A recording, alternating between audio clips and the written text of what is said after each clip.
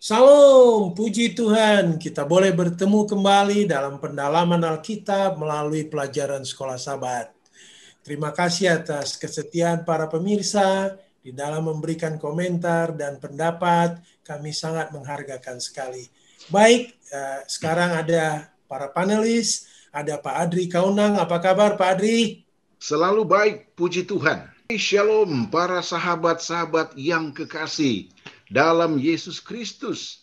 Khususnya alma mater saya di SLA Advent Kawangkoan. Luar biasa, sahabat-sahabat saya di Tondano, sahabat-sahabat saya di Palu, sahabat-sahabat Kawanua yang ada di Samarinda, sahabat-sahabat saya di Amboina, di Halmahera, di Ternate. Mari kita sama-sama berbicara dan semangat untuk meningkatkan pemikiran kita untuk belajar tentang firman Allah. Sekali lagi, shalom, salam hangat. Tuhan memberkati kita semua selalu. Terima kasih. Dan ada juga Pak Tobing di sini. Apa kabar Pak Tobing? Puji Tuhan, kabar sehat Pak Darwis. Bagaimana saudara yang ada di NTT, di Kalimantan Timur, Kalimantan Tengah, Pontianak, ya kami sampaikan salam sehat, salam sejahtera selalu buat kita semua, yang di Papua juga, lalu di Bali, kemudian saudara-saudari yang di Den Haag ya, grup Indonesia yang ada di sana, kemudian juga mungkin yang ada di Darwin, Australia, selalu setia mengikuti kita. Kami doakan kita semua dalam keadaan sehat selalu. Amin. Terima kasih Pak Darwis.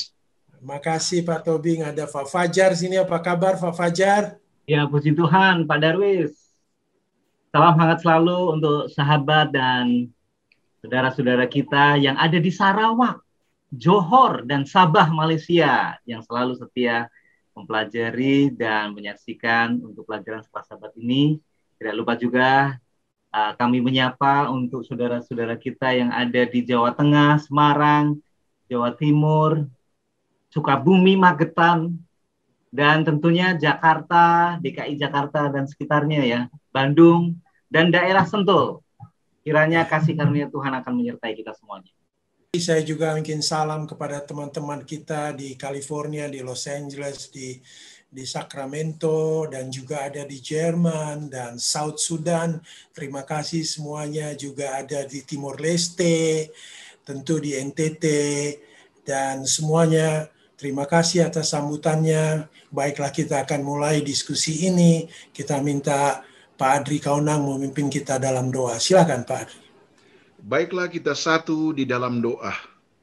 Ya Allah Bapa kami yang ada di dalam kerajaan surga, Allah adalah Yehova Jireh. Allah tidak dapat dipikirkan oleh manusia berdosa.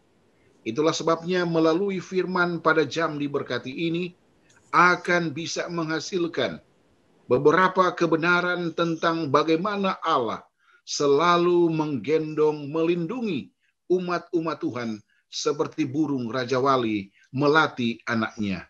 Terima kasih Bapa, terpujilah namamu. Dalam nama Yesus Kristus kami selalu berdoa. Amin. Amin. Amin.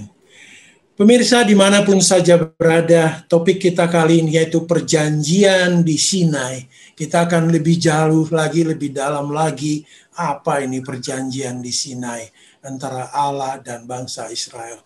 Mungkin Pak Tobing bisa menguraikan apa yang kita akan bahas kali ini. Silakan Pak Tobing.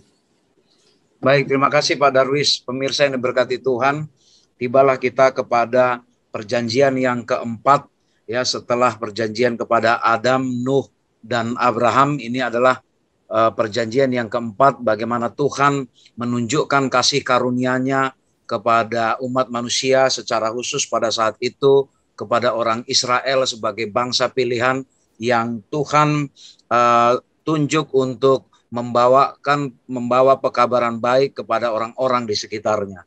Ayat hafalan kita dalam satu minggu ini terdapat di dalam Keluaran 19 ayat 4. Kamu sendiri telah melihat apa yang kulakukan kepada orang Mesir dan bagaimana aku telah mendukung kamu di atas sayap Raja Wali dan membawa kamu kepadaku. Minggu ini Allah mengingatkan kita atau membuka pemikiran kita melalui bagaimana Allah juga mengingatkan memori orang Israel ketika mereka berada di Mesir, proses kelepasan keluarnya mereka dari Mesir, ya, lalu perjalanan mereka selama di padang gurun. Tuhan mencoba mengingatkan memori mereka bagaimana luar biasanya Tuhan menunjukkan kekuasaannya ya untuk menyelamatkan mereka. Oleh karena itu pada minggu ini ya kita akan mempelajari bagaimana Allah memformalkan perjanjian yang Tuhan ikat ya kepada orang Israel, yang tentu itu juga melambangkan bagaimana Tuhan mengikat perjanjian kepada kita. Secara khusus ketika bicara perjanjian Sinai, di situ nanti kita akan mempelajari terutama masalah bagaimana Tuhan memberikan hukum Taurat sebagai bukti kasih karunia-Nya. Lalu Tuhan juga akan membimbing orang Israel saat itu bagaimana tata cara ketika mereka menghadap Tuhan ya ketika berada di dalam bait suci, yang sekaligus menggambarkan bagaimana pelayanan Allah, pelayanan Yesus yang menunjukkan kasih karunia-Nya di zaman perjanjian lama hingga nanti Yesus ketika datang sebagai anak manusia di kedatangan yang pertama. Ada satu ilustrasi yang sangat baik di dalam pelajaran kita, ya, di mana ada seorang anak ya datang dari keluarga yang cukup sulit, ya keluarga yang cukup besar dari 7 bersaudara. Selama ini mereka kalau makan atau minum, ya mereka dalam ya makan atau minum yang jatahnya sangat minim lah. Ya kalaupun ada susu yang mereka minum, dipastikan 1 gelas susu itu tidak boleh untuk 1 orang. Dia harus berpikir bahwa ini akan dibagi-bagi untuk saudaranya yang lain. Satu kali dia sakit dan dirawat di rumah sakit, lalu perawatnya membawakan segelas susu, lalu ya seperti datang air liurnya melihat segelas susu itu, tapi dia berpikir ini kira-kira nanti untuk saya semua atau mau dibagi.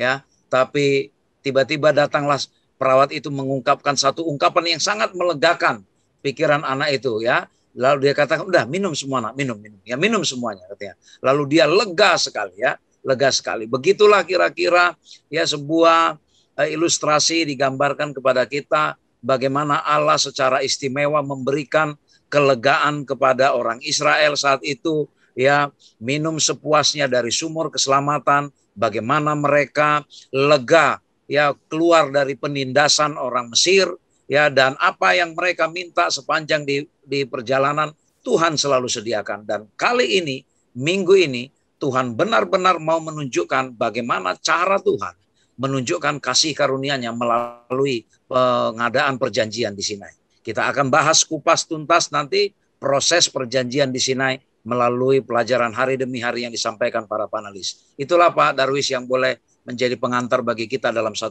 minggu ini. Nah, ini hanya pemikiran saja Pak Tobing. Ini kasih karunia, pemberian Allah yang luar biasa bagi kita. Nggak mungkin kita balas dengan apapun. Tapi apa yang harus kita buat ini Pak Tobing? Agar kiranya kita juga memberikan suatu respon yang baik ya dengan pemberian yang luar biasa ini. Baik, terima kasih Pak Darwis. Jadi dalam 1 minggu ini juga diajarkan bahwa sama dengan pelajaran-pelajaran perjanjian sebelumnya, bahwa tidak akan pernah ada yang bisa kita lakukan membalas kebaikan Allah. Tetapi yang Allah minta dari kita adalah supaya perjanjian itu berlaku bagi kita, maka kita diminta menyerahkan diri selalu kepada Allah, menunjukkan kasih kita kepadanya. Dan manifestasi atau perwujudan dari kasih itu adalah nyata melalui perbuatan dan penurutan kita kepada hukum-hukum Tuhan. Dan kita pun akan membahas tuntas nanti Pak Darwis masalah hukum Tuhan yang Tuhan akan berikan kepada kita. Terima kasih Pak Tobing. Saya akan ke Pak Adri Kaunang ini. Pak Adri, mau coba dijelaskan ini lebih luas ini di atas sayap Raja Wali. Silakan Pak. Oke, selamat pagi sahabat-sahabat yang dahsyat dan luar biasa. Menurut Kaunang, menarik untuk dikupas ya, menarik untuk dibahas, menarik untuk diterjemahkan ya. Karena ada 2 referensi yang luar biasa yang sangat menarik terhadap topik di atas sayap Raja Wali ya. Mari kita lihat di dalam beberapa referensi Alkitab yang sangat menarik. Ya, antara lain dalam buku Keluaran pasal 19 ayat 4, Ulangan 1 ayat 29 sampai 31. Dan uraian dari buku Theology of Narration, ya, yang dibuat oleh Source F. Knight, yaitu pakar sekolah sahabat yang luar biasa. Yang menarik di sini adalah proses perhambaan, ya. Kalau kita lihat di dalam kronologis, bagaimana kata Israel, ya, anak-anak Tuhan yang berada di perantauan, ya, memiliki dua hal yang penting. Pertama adalah tenggelam, ya, ingat, tenggelam di dalam kekafiran, ya. Saudara dan saudari para pemirsa, kalau kita berbicara tentang tenggelam berarti tidak ada yang bisa intervensi, baik mental, baik fisik, ataupun spiritual dari kata Israel, ya. Sehingga ada inisiatif dari Allah untuk melakukan. Jadi poin yang kedua yang menarik adalah tindakan pembebasannya. Jadi Allah juga mewanti-wanti, Allah juga memiliki perhatian khusus kepada biji mata Tuhan yang saya sebut dengan tenggelam di dalam kekafiran Israel. Itulah sebabnya poin yang ketiga, Allah ingin mengajukan, ya, dalam bahasa kredit, proposal perjanjiannya. Ingat, proposal itu adalah antara debitur dan kreditur. Namun di dalam pelajaran kita, khususnya langkah ketiga ini, Allah memiliki satu reaktif proposal perjanjiannya untuk supaya mengingatkan, dan Allah punya kasih karunia untuk menuju satu pelajaran yang lebih indah di dalam kata Sinai. Ini yang menarik. Sehingga timbul dua argumentasi di dalam firman Tuhan. Yang tadi saya sudah katakan berulang-ulang, janji Allah kepada orang Israel yang tenggelam ini.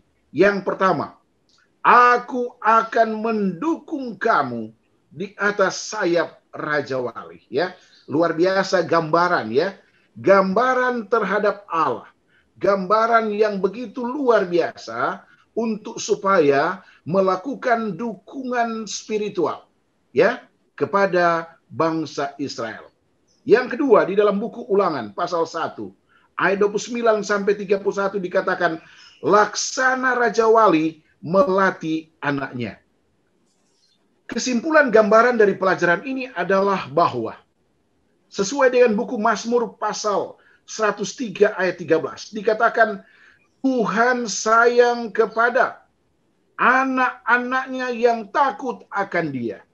Pertanyaannya adalah, bagaimana bangsa Israel akan takut kepada Allah pada saat mereka tenggelam di dalam kekafiran di Mesir?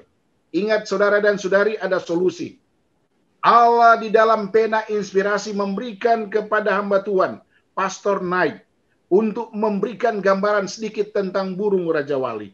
Dia katakan bahwa burung Raja Wali dikenal karena apa? Kesetiaannya yang luar biasa terhadap anak-anaknya.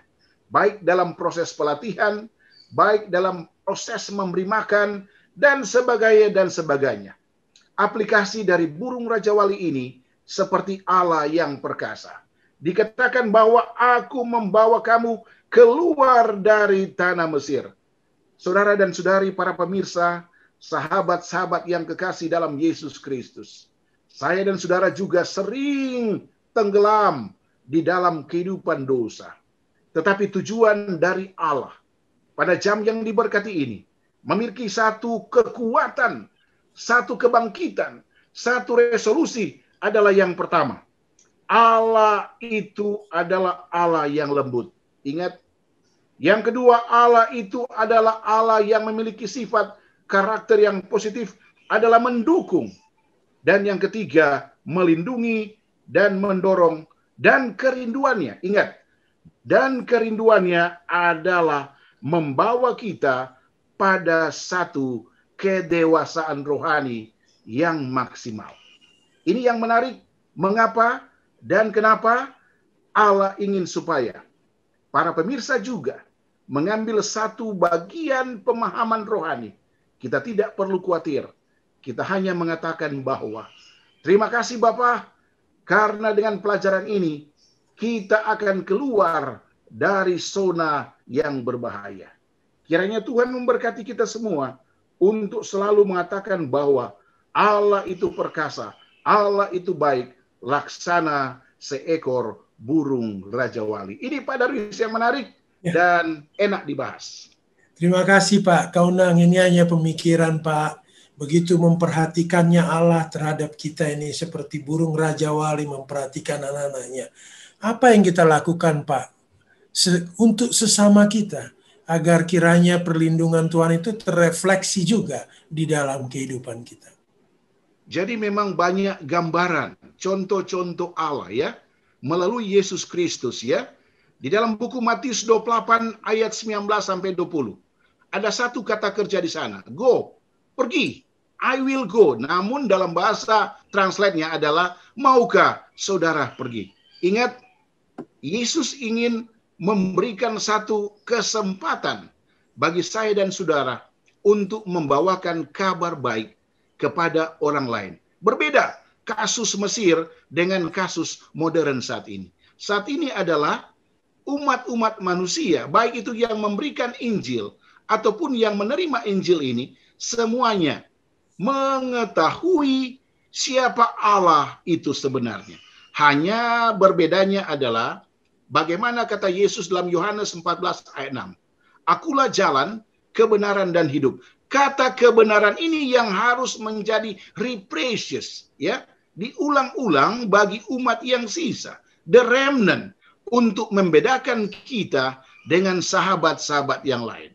Jadi maukah saudara yang kita sebut the remnant atau umat yang sisa ini menyelidiki lebih dalam sehingga tugas atau pertanyaan dari hamba Tuhan Pak Darwis tadi bisa menjadi lifestyle, ya, lifestyle, kebiasaan, ya, tabiat untuk membawakan kabar baik tentang kebenaran yang benar sehingga banyak orang tidak akan tenggelam selama-lamanya. Ini yang menarik Pak Darwis. Terima kasih, pertanyaan yang baik. Terima kasih Pak Kaunang. Saya mau ke Pak Fajar ini. Pak Fajar, ini ada contoh keselamatan. Apa ini contoh keselamatan? Silakan Pak Fajar, boleh diuraikan. Oke, baik. Terima kasih Pak Darwis, pemirsa yang diberkati oleh Tuhan. Ini contoh keselamatan yang pernah dilakukan oleh Tuhan kepada umat manusia di atas dunia ini. Ini ada satu dasar ayat yang bisa kita baca sama-sama, yaitu dalam Keluaran 6 ayat 6 dan 7. Sebab itu katakanlah kepada orang Israel, akulah Tuhan, aku akan membebaskan kamu dari kerja paksa orang Mesir, melepaskan kamu dari perbudakan mereka, dan menebus kamu dengan tangan yang teracung dan dengan hukuman-hukuman yang berat. Aku akan mengangkat kamu menjadi umatku, dan aku akan menjadi Allahmu, supaya kamu mengetahui bahwa akulah Tuhan Allahmu yang membebaskan kamu dari kerja paksa orang Mesir. Ini salah satu contoh pola dasar dari keselamatan itu sendiri, bahwa Tuhan yang ada di surga itu dia memperhatikan umatnya. Ada satu contoh yang lain di mana Tuhan itu dia menyelamatkan keluarga Nuh dari air bah. Jadi ada dua contoh nih. Yang pertama adalah keluarga Nuh, mereka diselamatkan oleh Tuhan dari air bah, dan yang kedua adalah contoh keselamatan, yaitu bagaimana Tuhan menyelamatkan bangsa Israel keluar dari tanah Mesir, membebaskan mereka dari perbudakan, menebus mereka dari kerja paksa. Supaya apa? Tujuannya supaya apa? Supaya mereka mengetahui bahwa Tuhan yang menyelamatkan itu adalah Tuhan Allah yang patut mereka sembah. Nah, ini bagusnya adalah yang pertama kali Tuhan itu, saya lihat ada satu pola yang hampir sama. Pada waktu Tuhan menyelamatkan Nuh dan keluarganya dari air bah, kemudian dilakukan ada satu perjanjian.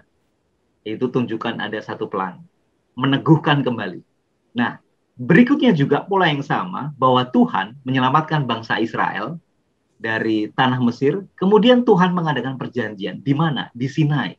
Perjanjian di Sinai. Ini artinya apa? Ini meneguhkan bahwa Tuhanlah yang menyelamatkan mereka dari perbudakan, dari jajahan dari bangsa Mesir itu sendiri.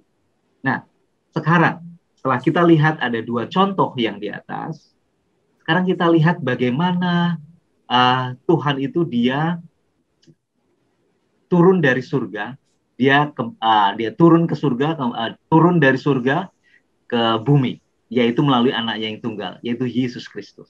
Nah, sebelum itu saya akan jelaskan dulu bagaimana Tuhan dia menebus bangsa Israel. Artinya apa ini menebus ya? Biasanya kata untuk menebus ini itu untuk membebaskan dari segala kewajiban mereka. Contohnya, bangsa Israel, ada beberapa keluarga bangsa Israel itu yang berhutang karena dia tidak bisa membayar utangnya, akhirnya dia menjadi budak. Kemudian ada keluarga lain yang melihat ingin membebaskan, ingin menebus hutangnya itu, ingin membebaskan keluarga yang lain itu yang sudah menjadi budak, itu kembali menjadi sanak saudaranya. Artinya ada satu pengorbanan dari saudara yang lain untuk membayarkan hutangnya, menebus hutang dari saudaranya, dan mengembalikan mereka. Nah, sekarang bangsa Israel itu tidak punya sanak saudara ya di atas muka bumi, kecuali Allah kita sendiri. Oleh karena itu, Allah datang menyelamatkan mereka dari perbudakan dari Mesir. Nah, sekarang Tuhan yang sama datang di atas dunia melalui anaknya, yaitu Yesus Kristus, ingin menebus manusia. Karena apa? Karena manusia ini sudah ditawan oleh setan. Kita sudah menjadi budak daripada setan. Oleh karena itu Tuhan ingin menebus kita dari tawanan setan itu. Dia mengorbankan nyawanya di atas kayu salib. Kemudian kita dibebaskan dari kuasa dosa itu, dan kita menjadi umat Tuhan. Dan Tuhan mengadakan satu perjanjian dengan umat-umat yang sudah percaya akan pengorbanan dia di atas kayu salib. Saya pikir itu Pak Darwis. Ya, terima kasih Pak Fajar. Ini pemikiran aja Pak Fajar. Ya. Kita tahu bahwa setiap saat kita mengalami masalah, persoalan yang pelik. Bagaimana rasanya Pak Fajar kalau ada seseorang melepaskan kita dari masalah itu? Bagaimana Pak Fajar? Ya. Ini luar biasa sekali ya. Bagaimana rasa syukurnya kepada Tuhan, atau khususnya taruhlah kita punya hutang yang sangat banyak begitu ya. Kemudian ada saudara kita yang menalangi, membantu kita membayarkan utang kita. Bahkan kita pun sudah terikat oleh satu perjanjian ya, tentunya ya, perjanjian harus membayar kewajiban sekian miliar. Kita sudah tidak punya sesuatu apapun, bahkan sudah pasang badan. Artinya pasang badan rela untuk dipenjara. Nggak taunya ada saudara kita yang menebus ya, artinya dia mau membayarkan semua hutang yang kita miliki. Kita bisa bayangkan bagaimana rasa syukurnya kita kepada orang tersebut ya. Nah, begitu juga dengan Tuhan. Kita kan seharusnya mati dan sudah ditawan oleh setan, tapi dengan pengorbanan Yesus di atas kayu salib, kita tidak mengalami itu ya. Dan kita akan mendapatkan satu keselamatan, kehidupan kekal yang ditawarkan oleh Yesus. Bagaimana rasa syukur kita ya, terlepas dari tawanan setan, terlepas dari hutang darah gitu ya.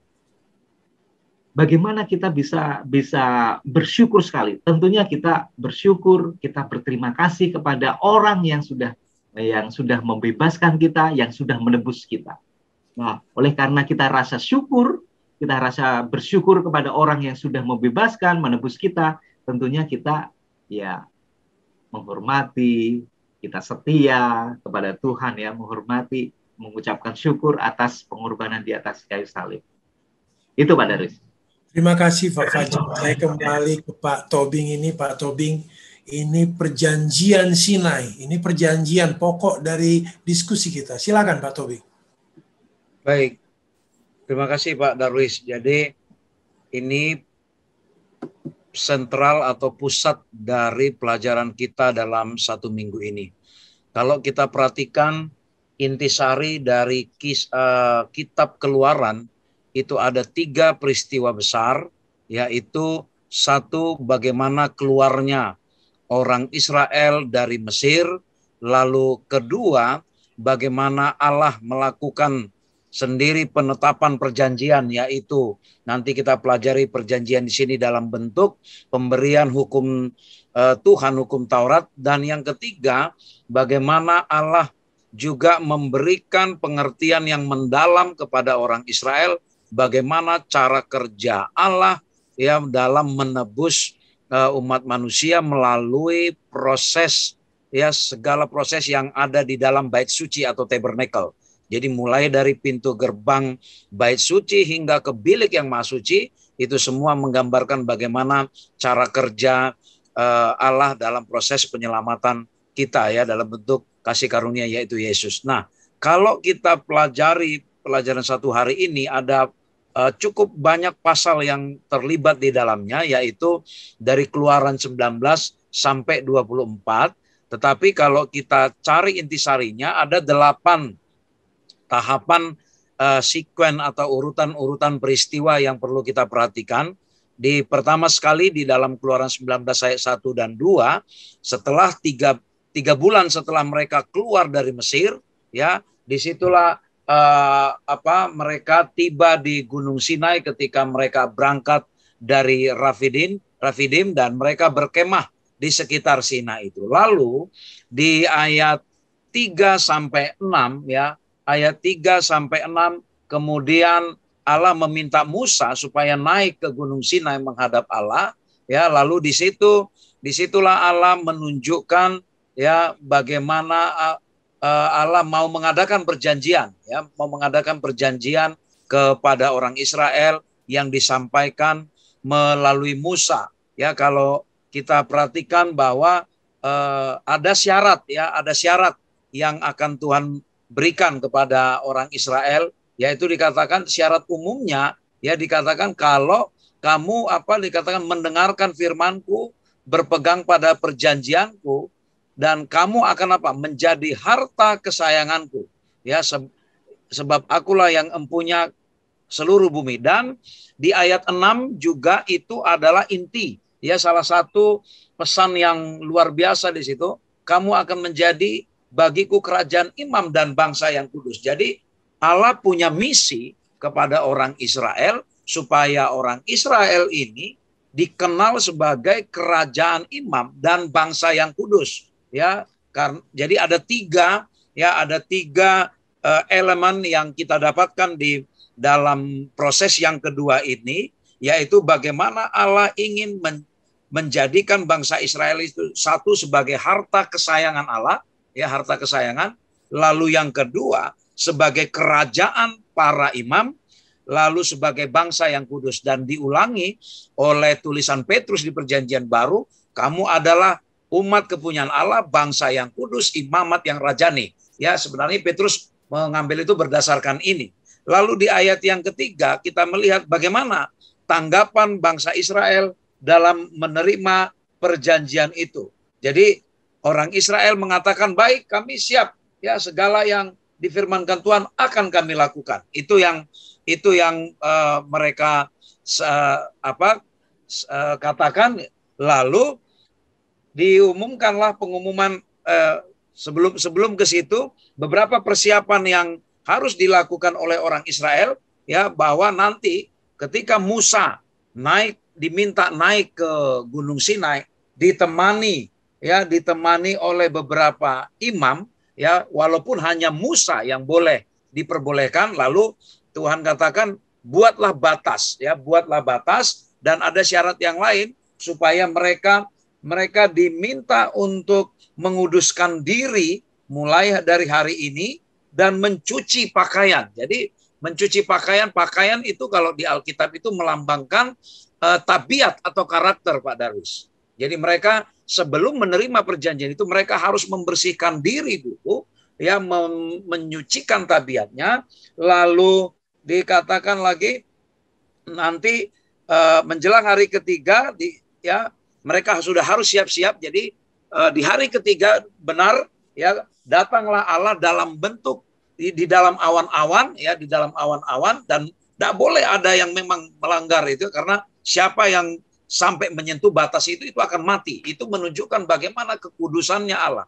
Dan hanya Musa yang diberikan kesempatan saat itu untuk bertemu dengan Allah, itu pun melalui di awan-awan dan dalam bentuk api, sehingga orang Israel bisa melihat asap yang membubung. Ya, di situ mereka mengetahui bahwa Allah sedang hadir di Gunung Sinai itu, dan sementara Allah sedang hadir berbicara dengan Musa, mereka harus menguduskan diri, ya mereka harus menguduskan diri, melakukan ibadah ya untuk menghormati kehadiran Allah. Lalu di Keluaran 20 ya ayat 1 sampai 17, saya kira ini pasal yang sangat populer bagi kita. Inilah isi 10 perintah ya. Jadi ternyata perjanjian Sinai itu isinya, manifestasinya adalah dalam bentuk 10 perintah. Lalu di ayat 18 sampai 21 ya dinyatakan bahwa Musa lah sebagai pengantara perjanjian itu ya. Musa sebagai pengantara perjanjian. Jadi Allah selalu menggunakan kata pengantara karena Allah juga menggunakan Yesus sebagai pengantara untuk keselamatan kita. Itulah kasih karunia itu. Baru di pasal 20 ayat 22 sampai Keluaran 23 ayat 22 ini mengatur bagaimana pola hidup orang Israel melalui berbagai macam prinsip. Satu ada mengenai bagaimana mereka mengadakan kebaktian, bagaimana mereka memperlakukan hak-hak budak Ibrani, lalu masalah jaminan nyawa sesama manusia, diatur semua. Ya, tentang jaminan harta kalau ada proses pinjam meminjam di antara sesama mereka, lalu bagaimana memperlakukan orang-orang yang tidak mampu, bagaimana peraturan tentang hak-hak sesama manusia. Dan ini semua diatur semua di situ. Lalu di pasal 24, disahkanlah perjanjian itu. Musa diminta naik lagi ke Gunung Sinai. Kalau saya baca Keluaran 20 di Keluaran ini, berapa kali Musa dengan usia yang cukup tua, Pak Darwis, ya cukup senior, bolak-balik naik gunung itu, saya kira itu bukan sesuatu yang mudah bagi kita. Saya pribadi di usia seperti sekarang belum nyampe usia 50, kalau bolak-balik disuruh naik gunung, mungkin saya menggerutu, Tuhan, enggak ada cara lain apa harus naik gunung. Ya, kan saya bisa cukup lihat api atau asap yang Tuhan tunjukkan. Tapi itulah, Musa adalah salah satu hamba Tuhan yang dicatat orang yang paling sabar yang ada di dalam Alkitab ya. Naik gunung bolak-balik, tidak ada pernah ungkapan keluhan sedikit pun. Nah, itulah yang kita lihat bagaimana perjanjian Sinai ditunjukkan kepada kita. Tapi inti dari ini semua sama dengan prinsip-prinsip perjanjian sebelumnya. Allah yang berinisiatif memberikan perjanjian ini karena Allah yang tahu apa yang terbaik bagi kita. Karena Allah tahu kita tidak mungkin bisa mengalami keselamatan tanpa kasih karunia. Jadi perjanjian yang diberikan ini adalah sebenarnya ungkapan kasih karunia Allah di dalam bentuk hukum 10. Hukum 10 di sini adalah manifestasi bukti dari seseorang telah menerima Yesus sebagai kasih karunia-Nya. Maka inilah pola hidup yang harus dilakukan oleh orang-orang yang mengasihi Allah sebagai umat kepunyaannya, sebagai harta kesayangannya, sebagai orang yang menunjukkan bahwa dia adalah warga kerajaan warga kerajaan para imam, dan menunjukkan bangsa yang kudus harus punya pola hidup yang teratur, yang tidak boleh sembarangan. Inilah pola hidup yang teratur, tidak boleh membunuh, tidak boleh mencuri, tidak boleh mengingini, dan segala macam disimpulkan di dalam hukum 10 itu. Itulah Pak Darwis yang disebut perjanjian Sinai yang disampaikan kepada kita melalui pelajaran ini. Terima kasih Pak Tobing. Ini hanya pemikiran aja Pak Tobing. Kenapa sih perjanjian Sinai ini menjadi sangat penting kepada kehidupan kita dewasa ini, bukan zaman bangsa Israel, tapi dewasa sekarang ini Pak Tobing? Baik. Apakah yang dilambangkan dari perjanjian Sinai? Tadi kita sudah tahu bahwa bentuk hasil dari pertemuan Musa dengan Allah dihasilkannya 10 hukum. Apakah 10 hukum ini? 10 hukum inilah yang menggambarkan karakter Allah. ya yang menggambarkan karakter Allah.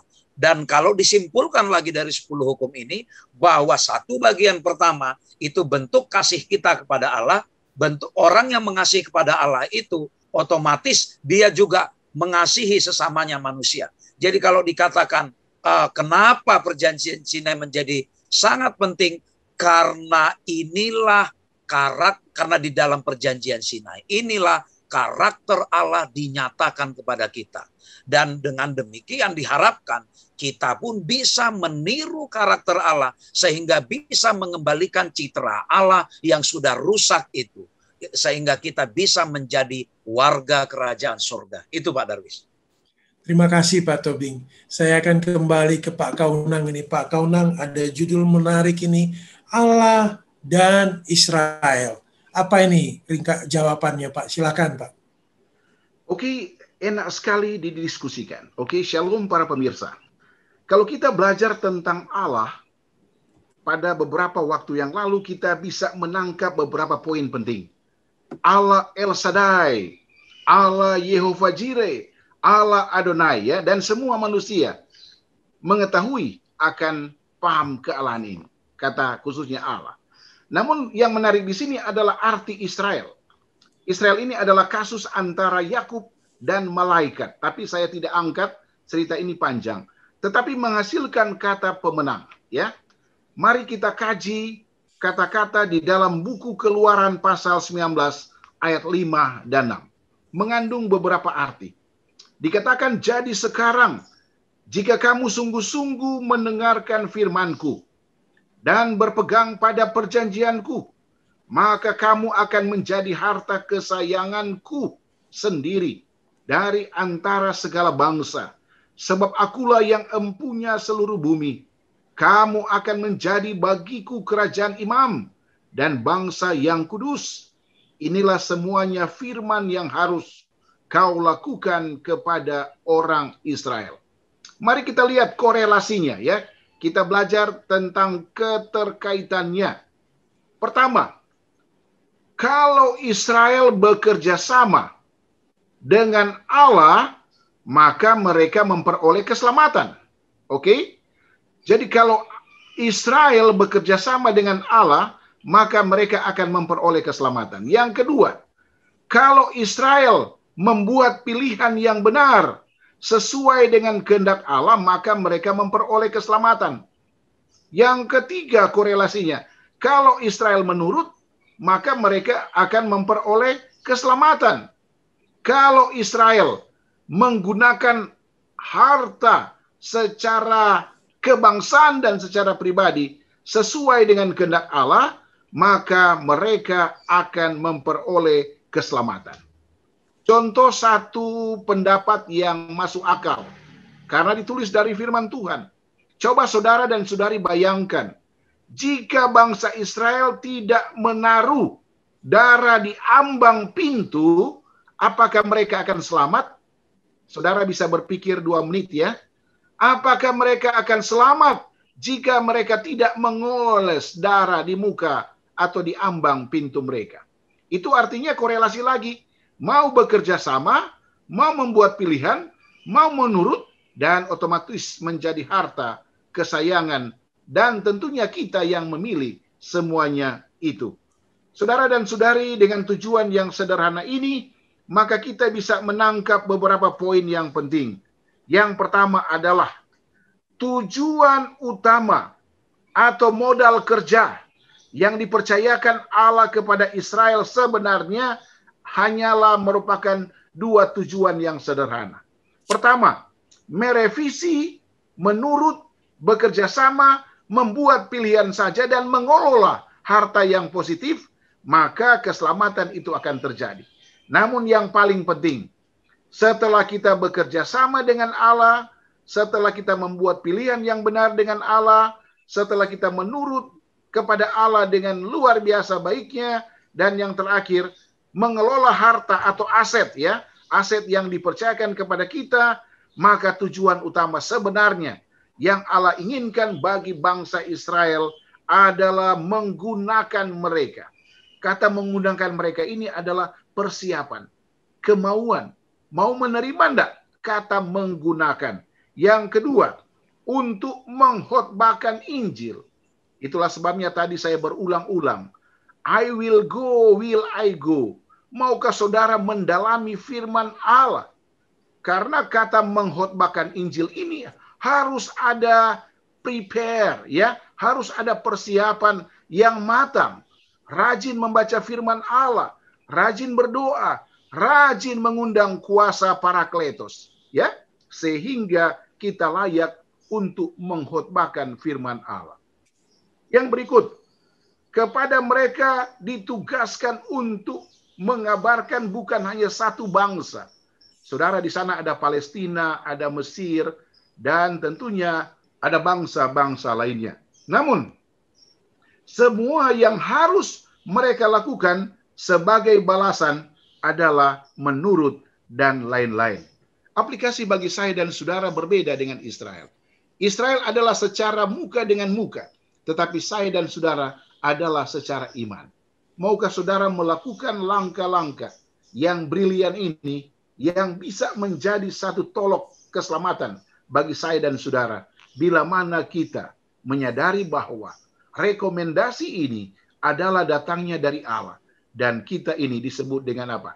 Umat yang sisa, yang siap untuk melakukan dan melakukan rekonsiliasi berulang-ulang dengan Allah, dengan tujuan, mari menginjil, Yesus segera datang. Mari menginjil, hai semua umat-umat Tuhan yang sementara mendengarkan good news, kabar baik yang sangat baik dan luar biasa pada jam yang diberkati itu. Ini Pak Darwis yang menarik tentang beberapa poin sesuai dengan Allah dan Israel. Terima kasih Pak Kaunang, ini kita mendengar luar biasa sekali kebaikan Tuhan ini. Kita juga perlu respon tadi Pak Adri bilang kerjasama. Kalau boleh lebih konkret, kerjasama yang bagaimana ini Pak Adri, supaya kita mempunyai respon yang baik kepada kebaikan yang Tuhan berikan kepada kita. Silakan Pak. Oke, jadi tadi saya sudah jelaskan satu ilustrasi singkat. Pada saat Allah memberikan rekomendasi yang pertama, tolong lakukan ya. Bagaimana contohnya membuat pilihan menaruh darah di ambang pintu, itu berarti kata kerjasama terjadi. Nah, itulah sebabnya di dalam buku Perjanjian Baru, Yesus sering berulang-ulang mengatakan kepada kita ya, marilah kepadaku semua yang letih lesu dan beban berat.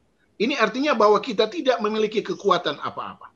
Tetapi solusi yang utama bagi kita adalah apakah iman dan perbuatan? Ya, saya dan saudara banyak pelajaran yang berkaitan dengan ini, tetapi dikatakan di sini, di dalam buku Kebahagiaan Sejati halaman 70 bisa menjawab. Kita tidak mendapat keselamatan oleh penurutan.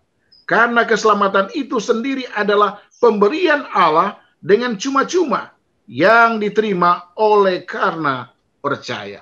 Jadi biarlah kutipan ini bisa menjawab, dan tentunya sahabat-sahabat dimanapun saudara berada, mari kita melihat kepada sosok Allah dan aplikasi pelajaran pada hari ini dengan Israel yang begitu brilian pelajarannya. Terima kasih Pak Darwis. Terima kasih Pak Kaunang. Saya kembali ke Pak Fajar ini. Ini Pak Fajar ini ada judul seperti sebuah lagu ini, janji-janji ini Pak Fajar. Mungkin Pak Fajar bisa uraikan ini janji-janji apa ini Pak. Silakan Pak.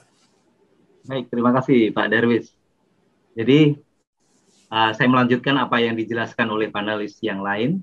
Saudara Elvin tadi sudah jelaskan, ada satu perjanjian yang ada di Sinai, yaitu produknya adalah 10 hukum Taurat. Nah, sekarang apa respon dari bangsa Israel itu sendiri pada waktu mereka sudah mengadakan perjanjian dengan Tuhan, dan Tuhan sudah menyampaikan, memberikan atau 2 loh batu ini melalui Nabi Musa. Nah, kita lihat respon yang disampaikan oleh bangsa Israel. Itu di dalam Keluaran 19, ayat yang ke-8. Keluaran 19, ayat yang ke-8. Seluruh bangsa itu menjawab bersama-sama. Ini jawaban mereka. Segala yang difirmankan Tuhan akan kami lakukan. Nah, ini janji ini ya. Janji-janji yang diungkapkan, yang dilontarkan oleh seluruh bangsa Israel. Kami akan lakukan.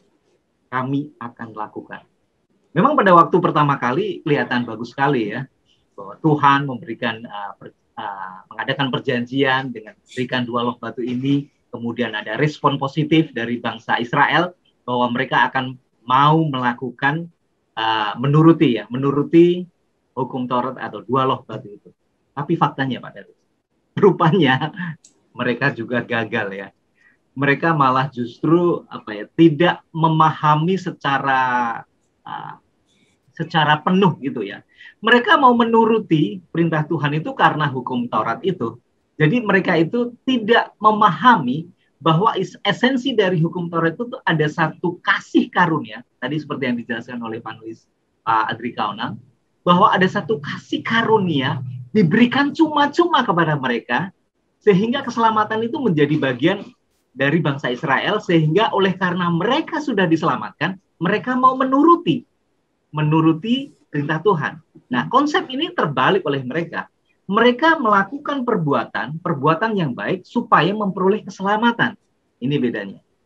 Nah, rupanya dengan melihat fakta maupun sejarah yang pernah mereka lakukan, mereka tidak memahami esensi dari konsep dari hukum Taurat itu yang merupakan kasih karunia daripada Tuhan. Jadi mereka menginginkan atau mendapatkan keselamatan itu oleh karena perbuatan mereka, bukan karena iman. Padahal Tuhan sendiri sudah menunjukkan ada satu pengorbanan anak domba, kemudian yang mereka bawa ke imam besar. Kenapa imam besar mesti harus datang memberikan pengantaraannya kepada mereka, ada korban sembelihan. Mereka tidak memahami untuk itu ya. Untuk itu mereka tidak memahami. Nah, sekarang konsep daripada pengorbanan Yesus, yaitu kasih karunia yang diberikan secara cuma-cuma, itu diberikan kepada kita semuanya. Yaitu adanya satu iman. Jadi dengan iman ini yang akan menuntun perbuatan kita mau menuruti kepada Tuhan. Bukan kita melakukan perbuatan yang baik sehingga mendapatkan keselamatan. Tapi yang pertama adalah iman. Iman menuntun kita melakukan satu perbuatan. Karena kita sudah diselamatkan, kita percaya akan pengorbanan Yesus di atas kayu salib. Kita beriman kepada Dia, sehingga kebenaran itu ada di dalam diri kita, sehingga kita dibenarkan. Kita terbebas daripada dosa. Oleh karena kita sudah diselamatkan, oleh karena kita sudah mendapatkan kasih karunia Tuhan itu, kita bersyukur dengan melakukan perbuatan baik kepada Tuhan. Nah, itulah yang bisa saya jelaskan mengenai janji-janji ini ya. Bagaimana iman, kemudian perbuatan, dan tentunya keselamatan kehidupan kekal yang ditawarkan akan menjadi bagian dari. Mungkin Pak Fajar ini hanya pemikiran aja apa sih yang kita lakukan dengan singkat saja. Agar kesalahan janji-janji yang dilakukan bangsa Israel itu tidak hanya janji-janji juga yang kita lakukan dalam kehidupan kita, Pak. Ya, baik, terima kasih. Jadi bukan hanya untuk janji yang ada di mulut kita ya. Kita tentunya belajar dari kesalahan bangsa Israel. Bangsa Israel mengalami satu kesalahan karena mereka kurang memahami untuk konsep kasih karunia ini yang diberikan oleh Tuhan melalui pengorbanan anak domba atau yang lain ya pada waktu mereka di Bait Suci. Nah, bagaimana supaya kita bisa belajar dari kesalahan dari bangsa Israel ini?